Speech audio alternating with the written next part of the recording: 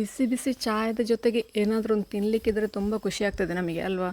ಇವತ್ತು ಹಾಗೆ ಒಂದು 10 ನಿಮಿಷದೊಳಗೆ ತಯಾರಿಸುವಂತಹ ಬಸಳೆಯ ಬಜ್ಜಿಯನ್ನು ಹೇಗೆ ಮಾಡೋದು ಅಂತ ಹೇಳೋದನ್ನು ತೋರಿಸ್ಕೊಡ್ತಾ ಇದ್ದೇನೆ.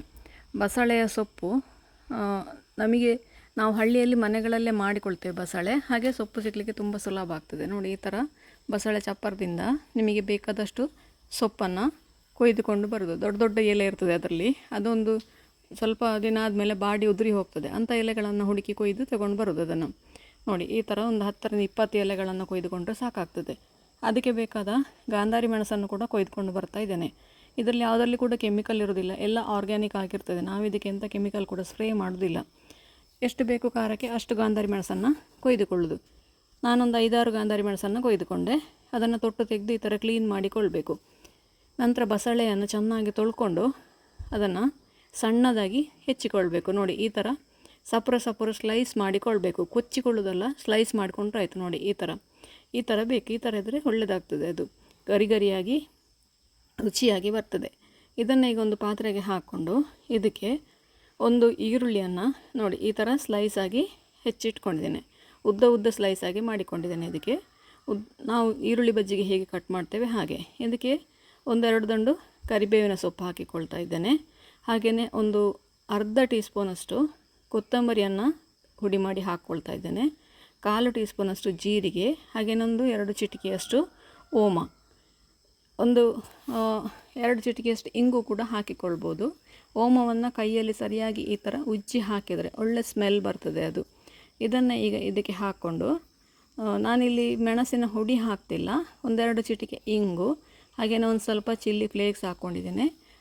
ಹಸಿಮೆಣಸು ಹಾಕ್ಕೊಳ್ಬೋದು, ಗಾಂಧಾರಿ ಮೆಣಸು ಇಲ್ಲ ಅಂತಾದರೆ. ನಾನು ಗಾಂಧಾರಿ ಮೆಣಸು ಹಾಕ್ಕೊಂಡಿದ್ದೇನೆ. ಹಾಗೆ ಒಂದು 1/4 ಟೀ ಸ್ಪೂನಷ್ಟು ಒರೆಗಾನ ಕೂಡ ಹಾಕ್ಕೊಳ್ತಾ ಇದ್ದೇನೆ.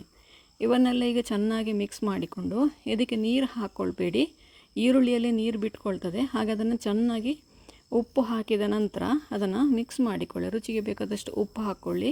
ಉಪ್ಪು ಕೂಡ ನಾನು ಪಿಂಕ್ ಸಾಲ್ಟ್ ಹಾಕ್ತಾ ಇರೋದು, ಅಂದರೆ ಸೈಂದುಪ್ಪು ಅಂತ ಹೇಳ್ತೇವೆ ನಾವು.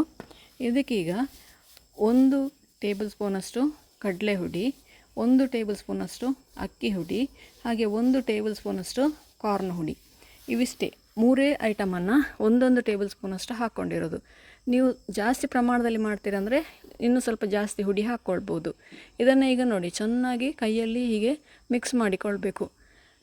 ಅದಾಗಿಯೇ ನೀರು ಬಿಟ್ಕೊಳ್ತದೆ. ನೋಡಿ, ಅದಕ್ಕೆ ಎಷ್ಟು ನೀರು ಬೇಕೋ ಅಷ್ಟು ನೀರನ್ನು ಅದು ಬಿಟ್ಕೊಳ್ತದೆ. ಹಾಗೆ ಬಿಟ್ಕೊಳ್ಳಿಲ್ಲ ಅಂತ ಅನಿಸಿದರೆ 1-2 ಟೇಬಲ್ ಸ್ಪೂನಷ್ಟು ನೀರು ಹಾಕ್ಕೊಳ್ಬೋದು ಅಷ್ಟೇ. ಜಾಸ್ತಿ ನೀರೇನು ಬೇಡ. ಇದು ಗಟ್ಟಿಯಾಗಿಯೇ ಇರಬೇಕಿದು. ನಾವು ಈರುಳ್ಳಿ ಬಜ್ಜಿಯಲ್ಲಿ ಹೇಗೆ ಮಿಕ್ಸ್ ಮಾಡ್ತೇವೆ ಅದೇ ಥರ. ಈಗ ಎಣ್ಣೆ ಕಾಯಲಿಕ್ಕಿಟ್ಟು ಕಾದ ಎಣ್ಣೆಯಲ್ಲಿ ನೋಡಿ ಈ ಥರ ಸಣ್ಣ ಈರುಳ್ಳಿ ಬಜ್ಜಿ ಬಿಟ್ಟ ಹಾಗೆ ಸಣ್ಣ ಉಂಡೆಗಳನ್ನಾಗಿ ಮಾಡಿ ಅದನ್ನು ಬಿಟ್ಟರೆ ಆಯಿತು. ಇದನ್ನು ಇನ್ನೀಗ ಕ್ರಿಸ್ಪ್ ಆಗುವವರೆಗೆ ಅದನ್ನು ಫ್ರೈ ಮಾಡಿಕೊಳ್ಬೇಕು. ಒಂದು 3-4 ನಿಮಿಷ ಸಾಕಾಗ್ತದೆ. 4 ನಿಮಿಷದೊಳಗೆ ಇದು ಫ್ರೈ ಆಗ್ತದೆ. ಒಮ್ಮೆ ಬಾಣಲೆಯಲ್ಲಿ ಎಷ್ಟು ಹಿಡಿತದೆ ಅಷ್ಟನ್ನು ಹಾಕಿಕೊಳ್ಬೋದು. ಒಂದು 8-10 ಬಜ್ಜಿಯವರೆಗೆ ಹಾಕಲಿಕ್ಕೆ ಆಗ್ತದೆ. ಇದನ್ನು ಈರುಳ್ಳಿ ಬಜ್ಜಿ ನೀವು ಹೇಗೆ ದೂರವಾಗಿ ಬೇಯಿಸ್ತೀರಿ ಅದೇ ಥರ ಅದನ್ನು ಬೇಯಿಸಿಕೊಳ್ಬೇಕು. ಬಸಳೆ ಸೊಪ್ಪು ಕರೆಕ್ಟಾಗಿ ಬೇಯಬೇಕು. ಹಾಗೆಯೇ ಸ್ಲೈಸ್ ಮಾಡಿದ ಈರುಳ್ಳಿಯನ್ನು ತುಂಬ ತೆಳ್ಳಗೆ ಸ್ಲೈಸ್ ಮಾಡಿ, ಆವಾಗ ತುಂಬ ಟೇಸ್ಟಿಯಾಗಿ ಬರ್ತದೆ. ನೋಡಿ, ಕ್ರಿಸ್ಪಿಯಾದ ಆನಿಯನ್ ಬಸಳೆ ಅಥವಾ ಈರುಳ್ಳಿ ಬಸಳೆ ಬಜ್ಜಿ ರೆಡಿ ಆಯಿತು. ಇದು ಕರಕುರು ಆಗಿ ಉಳಿತದೆ. ನೀವು ಅಕ್ಕಿ ಹುಡಿ ಹಾಗೂ ಕಾರ್ನ್ ಹುಡಿ ಹಾಕಿದ ಕಾರಣ ಒಂದು 10 ನಿಮಿಷಕ್ಕೆ ಅಥವಾ 1/4 ಗಂಟೆಗೆಲ್ಲ ಇದು ಕರಕುರು ಆಗಿರ್ತದೆ. ನೀವು ಬಿಸಿ ಸರ್ವ್ ಮಾಡಿದರೆ ತುಂಬ ಒಳ್ಳೆಯದಿದು. ಹಾಗೆ ಉಳಿದಿರೋ ಬಜ್ಜಿಗಳನ್ನು ಕೂಡ ಬೇಯಿಸ್ಕೊಳ್ಳಿ. ಖಂಡಿತ ಇದನ್ನೊಮ್ಮೆ ಟ್ರೈ ಮಾಡಿ ನೋಡಿ. ಬಸಳೆ ಸೊಪ್ಪು ಇಲ್ಲ ಅಂತಾದರೆ ಇದನ್ನು ಪಾಲಕ್ ಉಪಯೋಗಿಸ್ಕೊಂಡು ಮಾಡ್ಬೋದು, ಬಸಳೆ ಸೊಪ್ಪು ಸಿಗದವರು.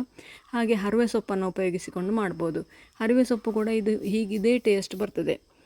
ನೀವು ಕೂಡ ಒಮ್ಮೆ ಖಂಡಿತ ಟ್ರೈ ಮಾಡಿ ನೋಡಿ. ಹೇಗಾಯಿತು ಅಂತೇಳಿ ಕಮೆಂಟ್ ಮೂಲಕ ನನಗೆ ತಿಳಿಸಿ. ಲೈಕ್ ಕೊಟ್ಟು ಶೇರ್ ಮಾಡಿ.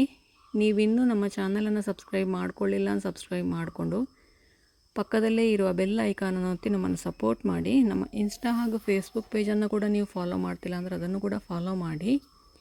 ಮುಂದಿನ ವಿಡಿಯೋದಲ್ಲಿ ಇನ್ನೊಂದು ಹೊಸ ಅಡಿಗೆಯೊಂದಿಗೆ, ಇನ್ನೊಂದು ಹೊಸ ರೆಸಿಪಿಯೊಂದಿಗೆ ಪುನಃ ನಿಮ್ಮನ್ನು ಭೇಟಿಯಾಗ್ತೇನೆ.